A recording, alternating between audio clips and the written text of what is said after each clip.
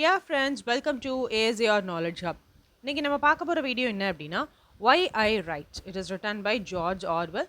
இது வந்து நம்ம பார்ட் டூ இங்கிலீஷ் செகண்ட் இயரில் ஃபோர்த் செமஸ்டரில் இருக்கக்கூடிய ஒன் ஆஃப் த சிலபஸ் தான். So now let us see something about George Orwell. He was lived between 1903 to 1950 and he is English author and his birth name is Eric Arthur Blair. அவருடைய pen name தான் George Orwell அப்படிங்கிறது. And he was born in British India.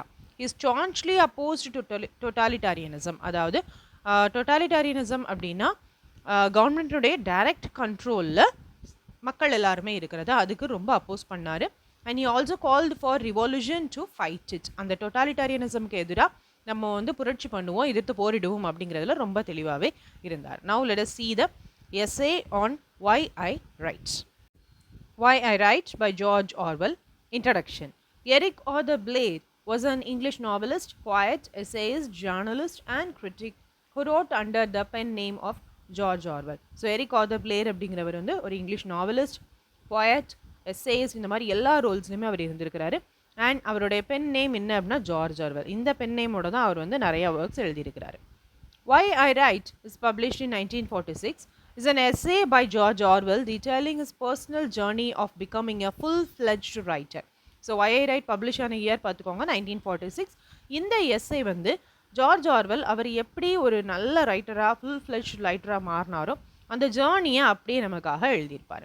It was first published in the summer 1946 edition of Gangrel. இது வந்து எப்போ publish ஆயிடுச்சு அப்படின்னா 1946 summer சீசனில் கேங்க்ரில் அப்படிங்கிற ஒரு மேகசினில் பப்ளிஷ் ஆயிருக்குது. This essay is written in first person narrative. The author is the narrator. This essay offers a type of mini autobiography. So இந்த எஸ்ஸே வந்து ஃபர்ஸ்ட் பர்சன் நரேட்டிவில் நம்ம ஆத்தரே எழுதியிருப்பார் அண்ட் இது வந்து ஒரு மினி ஆட்டோபயோகிராஃபி மாதிரியே இருக்கும். Now let us see something about his early writings. He started writing poems in his 4 or 5 years, but it was a plagiarism of Blake's Tiger. அவர் வந்து 4-5 வயசு இருக்கும்போதே போயம்லாம் எழுத ஆரம்பிச்சிட்டாரா. அது வந்து பிளேக்கினுடைய போயம் ஒன்று டைகர்னு இருக்குது, அதை அப்படியே காப்பி பண்ணி எழுதின மாதிரி இருக்கும். At 11, he wrote a patriotic poem which was published in the local newspaper. அப்புறம் ஒரு 11 வயசு இருக்கும்போது அவர் வந்து ஒரு தேசப்பற்று மிக்க ஒரு பாடல் எழுதியிருக்கிறாரு. அந்த போயம் வந்து லோக்கல் நியூஸ் பேப்பரில் பிரிண்ட் ஆயிருக்குது. தென் he wrote bad unfinished nature poems. அதுக்கப்புறம் ஒரு காலகட்டத்தில் ரொம்ப மோசமாக கம்ப்ளீட் ஆகாமல் போயம்ஸ்லாம் நேச்சரை பற்றி எழுதியிருக்கிறாரு. He tried his hand at short stories and carried on a continuous story about himself in his head and pictured himself as Robin Hood before becoming a full-fledged writer.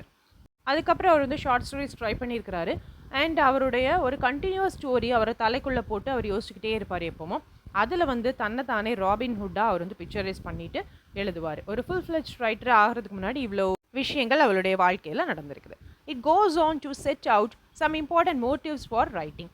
இதனால் அவர் வந்து சில இம்பார்ட்டன்ட் மோட்டிவ்ஸ் வந்து ரைட்டிங்காக fix பண்ணிடுறாரு. அது என்னெல்லான்னு பார்க்கலாம். The 4 motives of writing: sheer egoism, aesthetic enthusiasm, historical impulse, political purpose. இது ஒன்றுனே நம்ம வந்து டீட்டெயிலாக பார்க்கலாம்.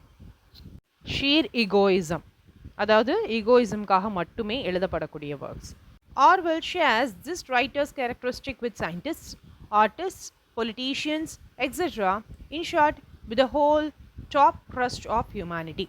ஆர்வல் வந்து ரைட்டர்ஸ்னுடைய இந்த கேரக்டரிஸ்டிக்கை யார் கூட ஷேர் பண்ணிக்கிறாரு அப்படின்னா சயின்டிஸ்ட், ஆர்டிஸ்ட், பொலிட்டிஷியன்லாம் இருக்காங்களே, அதாவது ஹியூமனிட்டியில் இருக்கக்கூடிய இந்த டாப் ட்ரஸ்ட்டில் இருக்கக்கூடிய பீப்புள்.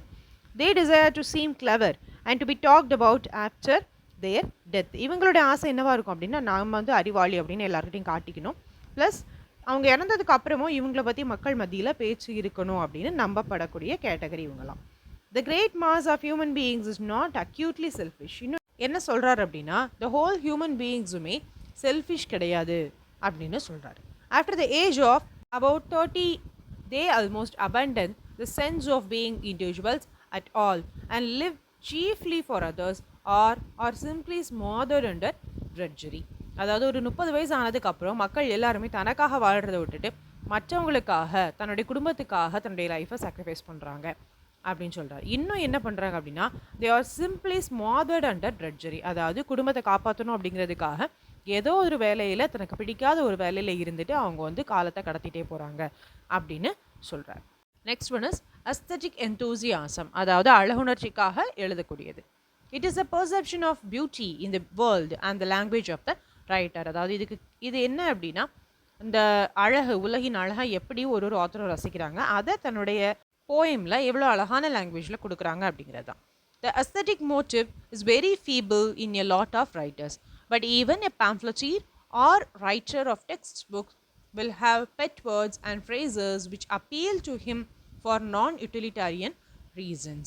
ஸோ இந்த அஸ்தட்டிக் மோட்டிவ் அப்படிங்கிறது வந்து நிறையா ரைட்டர்ஸ் கிட்ட வந்து கம்மியாக தான் இருக்குது, ரொம்ப டல்லாக தான் இருக்குது. ஃபீபிள் அப்படின்னா டல். ஆனால் சில பேம்ஃப்ளெட்டீர், அதாவது பேம்ஃப்ளெட்டை ரெடி பண்ணுவாங்கல்ல அவங்க, அப்புறம் டெக்ஸ்ட் புக் ரெடி பண்ணுறவங்க, இவங்க கூட சில ஃப்ரேசஸ் எல்லாம் நான் யூட்டிலிட்டாரியன் பர்பஸஸ், அதாவது அதில் அதுக்கு மீனிங்கே இருக்காது, பட் அட்ராக்ட் பண்ணுறதுக்காக சில வேர்ட்ஸை யூஸ் பண்ணுவாங்க. அப்படி சில பேம்ஃப்ளெட்டர்ஸும் டெக்ஸ்ட் புக் எழுதுகிறவங்கள கூட யூஸ் பண்ணுறாங்க அப்படின்னு சொல்கிறார். Next topic is historical impulse. It is to find out true facts and store them for the use of posterity. So historic இம்பல்ஸுக்காகவும் நம்ம வந்து நிறைய ரைட்டிங்ஸ் பண்ணுறோம். ஏன் அப்படின்னா, உண்மை தன்மை என்ன, அந்த ஃபேக்ட்ஸ் என்ன அப்படிங்கிறத நம்முடைய ஃப்யூச்சருக்காக சேவ் பண்ணி வச்சுக்கிறதுக்காகவும், ஃப்யூச்சர் ஜென்ரேஷனுக்கு அதை கேரி ஃபார்வர்ட் பண்ணுறதுக்காகவும் சில ரைட்டர்ஸ் வந்து எழுதுகிறாங்க. Next topic, political purpose. Orwell ultimately has a political purpose and he earned fame as an outspoken critic of totalitarianism. So Orwell எப்போவுமே ஒரு பொலிட்டிக்கல் பர்பஸ்க்காக தான் தன்னுடைய ஒர்க்ஸை எழுதுவார். அவர் வந்து புகழ் ஏர்ன் பண்ணதுக்கு காரணமே என்ன அப்படின்னா, அவர் வந்து எல்லாமே ஃப்ரீயாக வெளிப்படையாக பேசக்கூடிய ஒரு கிரிட்டிக். எதனுடைய கிரிட்டிக் அப்படின்னா டோட்டாலிட்டாரியனிசம். His chief works, Animal Farm and 1984, are primarily concerned with this purpose. He says, no book is genuinely free from political bias. அவருடைய முக்கியமான ஒர்க்ஸ் இந்த ரெண்டும் தான், நல்லா நோட் பண்ணிக்கோங்க. It will be coming for the one word. Animal Farm and 1984, இது ரெண்டுமே ரொம்ப முக்கியமான ஒர்க் அவரோட. இதில் வந்து இந்த பொலிட்டிக்கல் பர்பஸை அதிகமாகவே அவர் வந்து காட்டியிருப்பார். அண்ட் இன்னொன்று என்ன சொல்கிறார் அப்படின்னா, எந்த புக்குமே பொலிட்டிக்கல் பயாஸ்டாக இல்லாமல் இல்லை அப்படின்னு சொல்கிறார். அதாவது பாலிட்டிக்ஸ் எல்லா புக்லேயும் இருக்குது அப்படிங்கிறத இதில் மீன் பண்ணுறாரு. Conclusion. And this paragraph may be written for the question purpose of his writing, அதுக்கும் இதை வந்து யூஸ் பண்ணிக்கலாம். George Orwell set out to make a political writing into an art. George Orwell வந்து பொலிட்டிக்கல் ரைட்டிங்கே ஒரு கலையாகவே மாற்றிட்டார்.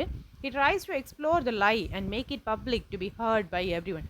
இவருக்கு என்ன விஷயம் ரொம்ப பிடிக்கும் அப்படின்னா, ஒரு பொய் இல்லை ஒரு மறைக்கப்பட்ட உண்மை, இது எல்லாத்தையும் அப்படியே மக்களுக்கு எல்லாருக்கும் தெரியப்படுத்துறது தான் இவருக்கு ரொம்ப பிடிச்சது. He writes with aesthetic enthusiasm, but politicians will consider it as irrelevant. இவர் வந்து நிறைய பொலிட்டிக்கல் ரைட்டிங்ஸ் எப்படி எழுதுவார்னா, ரொம்ப அழகுணர்ச்சியோடு எழுதுவார். ஆனால் பொலிட்டிஷியன்ஸ் என்ன நினைப்பாங்க, இதெல்லாம் இதுக்கு இதில் தேவையா அப்படின்னு நினைப்பாங்க. Orwell will not abandon his pattern of writing.